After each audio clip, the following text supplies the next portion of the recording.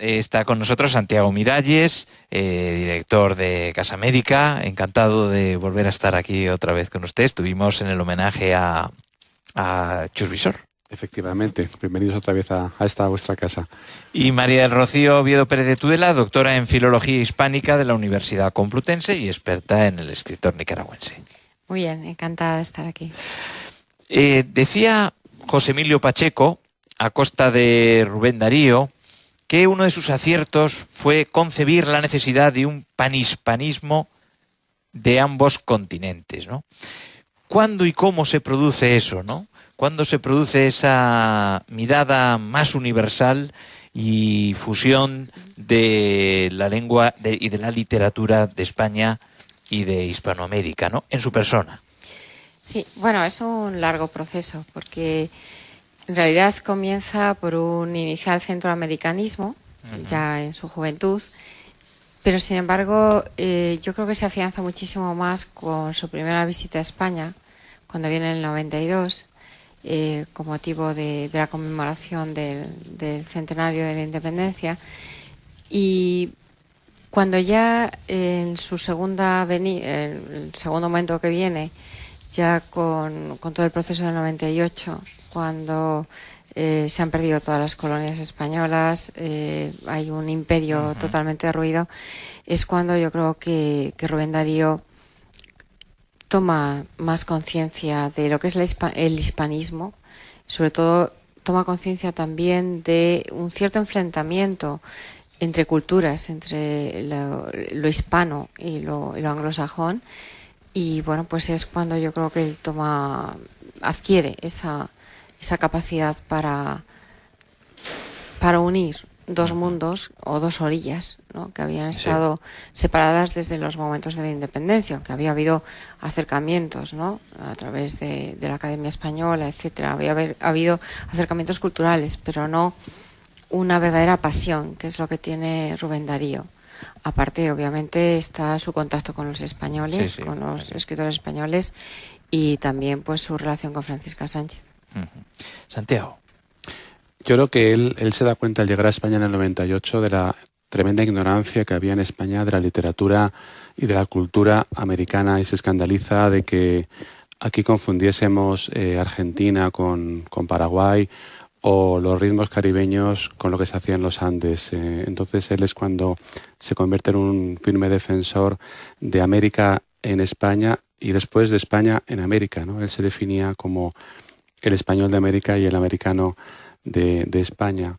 Ese es un poco el aspecto que nos interesa más en la Casa de América, porque él es uno de los pioneros de esa defensa de la hispanidad, entendida como el vínculo que nos une a americanos y españoles a través de la cultura, y como decía la profesora Oviedo, estaba pues no muy desarrollado en esos momentos de ruptura de nuestro imperio colonial, y que aún no habíamos superado ni siquiera las guerras de independencia americanas.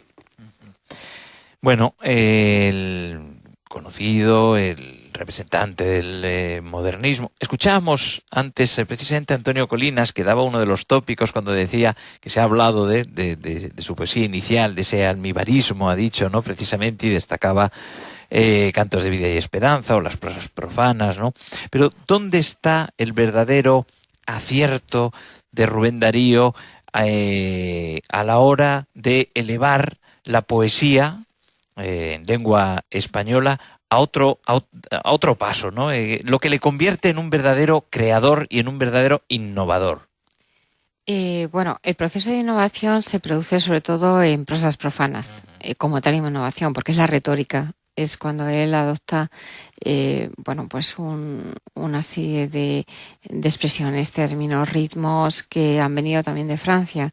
Es decir, lo que ha tenido es también una capacidad enorme de adaptación de elementos que estaban en la tradición española y elementos que estaban también en la tradición francesa o incluso italiana, y cómo ha sabido captarlos para darles una voz en español, en la lengua española. Entonces, yo creo que ese es su gran acierto, saber modificar, saber evolucionar saber reestructurar el lenguaje. O sea, por ejemplo, en los ensayos se puede ver muy claramente que adopta como si fueran partes unos mismos términos españoles, anglicismos. Los utiliza, pero bueno, con una normalidad absoluta. Es decir, tiene esa novedad. Lo que hacemos ahora, que adoptamos los préstamos sin ningún problema, él lo hacía también sin ningún problema. Es de una gran modernidad, Rubén Darío.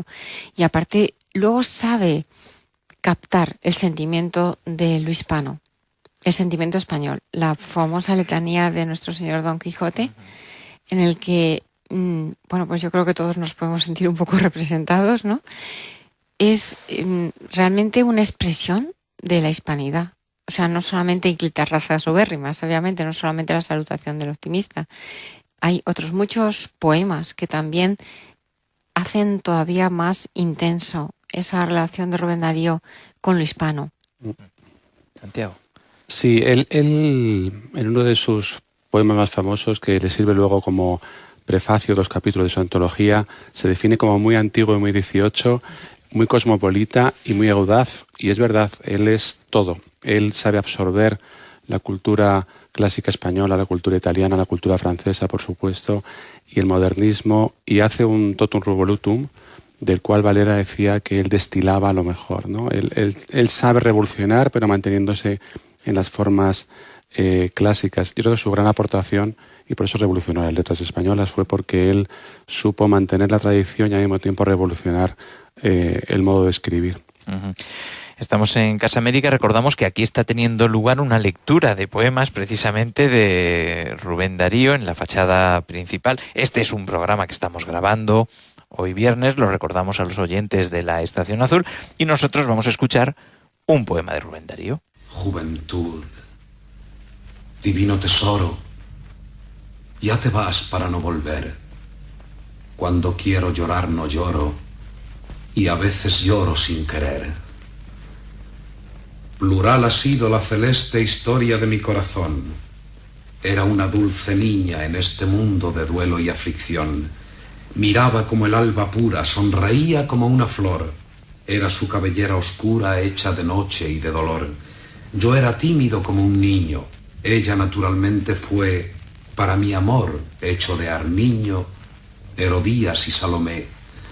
Juventud, divino tesoro, ya te vas para no volver. Cuando quiero llorar no lloro, y a veces lloro sin querer. La otra fue más sensitiva, y más consoladora, y más halagadora y expresiva, cual no pensé encontrar jamás, pues a su continua ternura una pasión violenta unía. En un peplo de gasa pura, una bacante se envolvía.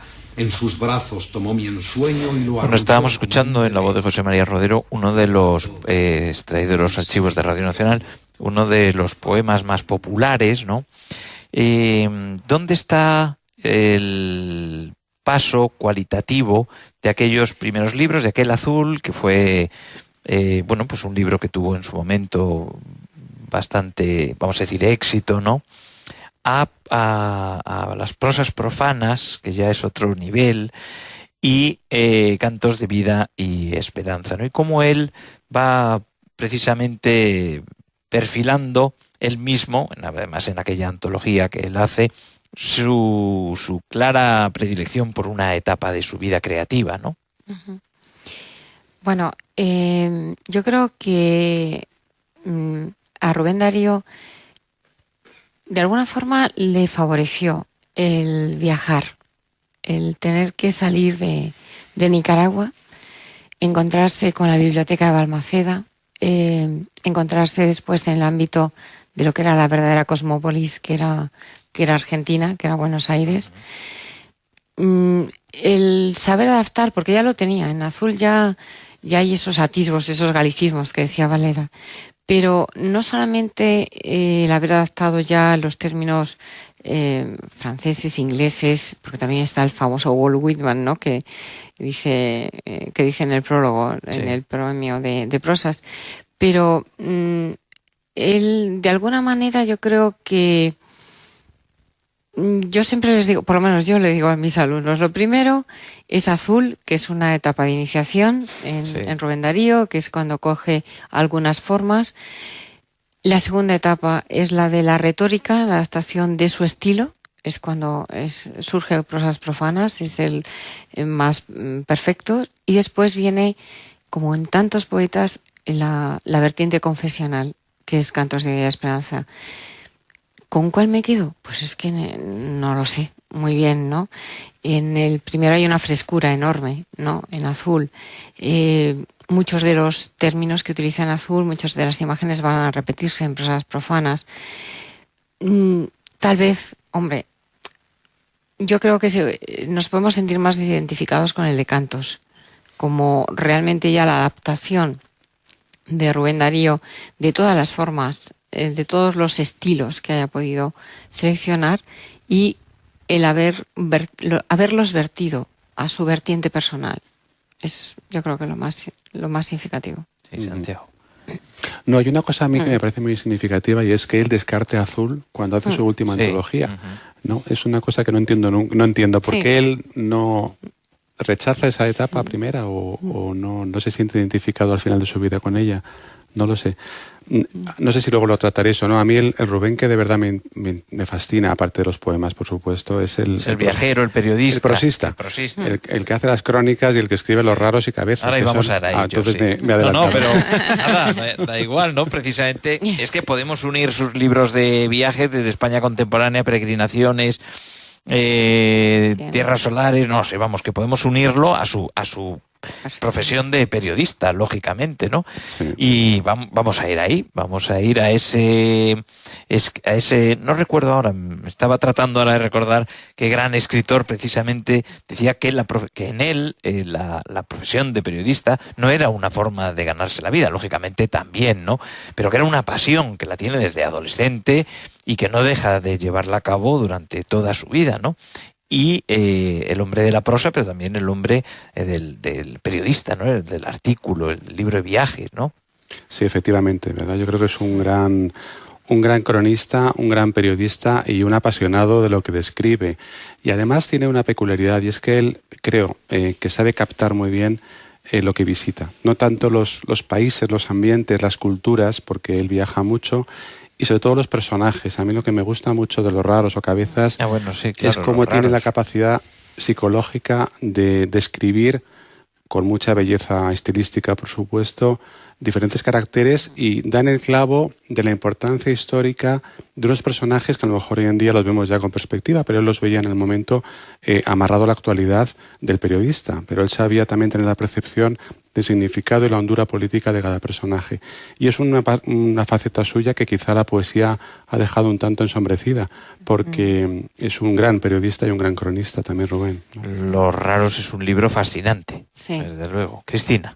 Pues ya para acabar de forma muy breve, hoy en día, 2016, 100 años después de su fallecimiento, ¿dónde veis la huella de Rubén Darío? Bueno, yo creo que desde luego en gran parte de los escritores contemporáneos, o sea, es la técnica, el estilo de Rubén Darío va a influir en gran medida en toda la generación del 27, eso desde luego. Va a influir en los siguientes poetas, como un Vallejo. Sigue existiendo, yo creo que una gran presencia de lo simbólico de Rubén Darío en la poesía contemporánea. Entonces, en mi opinión, Rubén Darío está presente de alguna manera en muchos de los escritores de hoy. Y como decía Santiago, también en los periodistas, porque desde luego Rubén Darío escribe muchos más libros en prosa que en verso, de alguna forma por lo menos más publicados en prosa que en verso. Pues nada, se nos va el tiempo. Es un placer estar aquí en Casa América. Siempre estamos disfrutando de este sitio tan estupendo y tan maravilloso y participando de los actos que organizan. Encantados de estar aquí. Nos vamos